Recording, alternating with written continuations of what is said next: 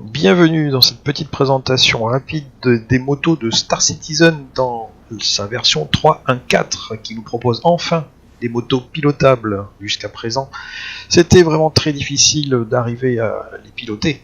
On pouvait monter dessus sans problème, mais arriver à faire un trajet sans se cracher, c'était vraiment très difficile.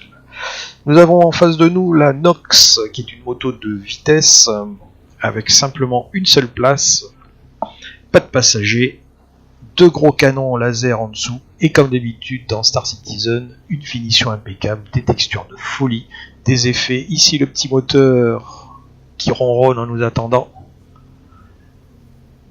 Oui, la taille de la moto. C'est vraiment inspiré d'une moto sportive, hein, avec un cadre tubulaire, du plus bel effet dans sa version chromée, bronze.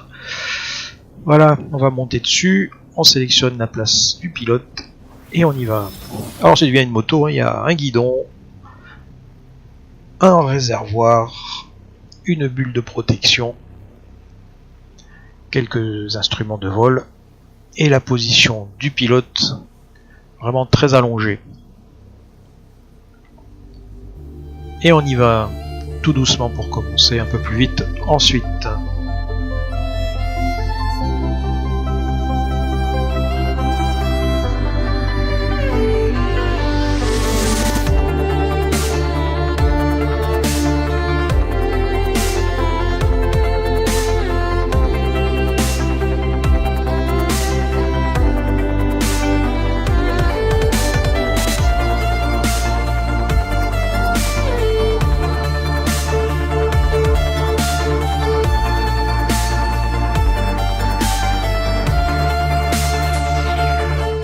Nous sommes sur la planète Daymar qui nous propose un environnement désertique et aride.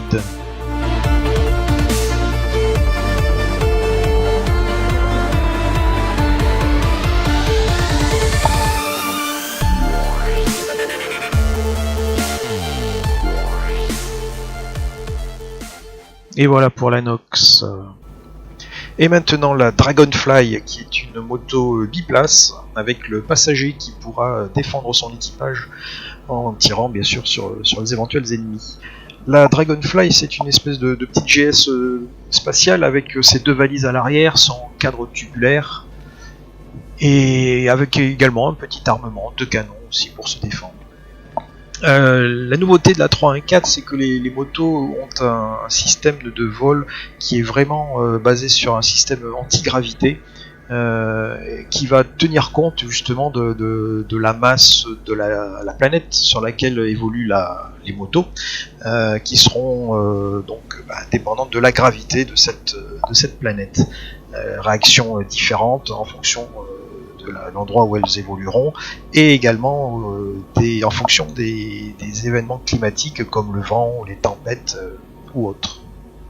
Dans Star Citizen, le système qui a été mis en place est vraiment un vrai système de calcul d'antigravité, et non pas comme dans certains autres jeux de fausses roues invisibles qui font que le véhicule semble flotter au-dessus du sol. Là, c'est vraiment quelque chose qui a demandé beaucoup de calculs et de temps de développement. La preuve, il a fallu attendre la version 3.1.4 pour que ce soit vraiment efficace. Allez, on va se promener un petit peu.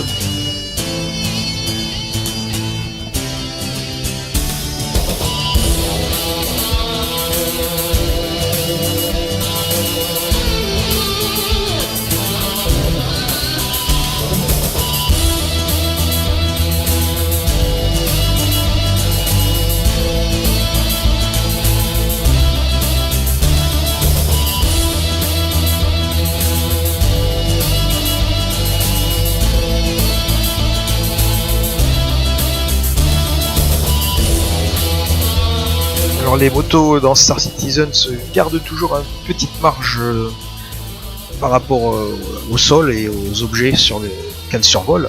Ça permet par exemple de monter au-dessus des bâtiments. Bon, bien sûr, il faudra faire attention de ne pas se prendre un mur, un gros rocher de plein fouet, ça pourrait faire mal quand même.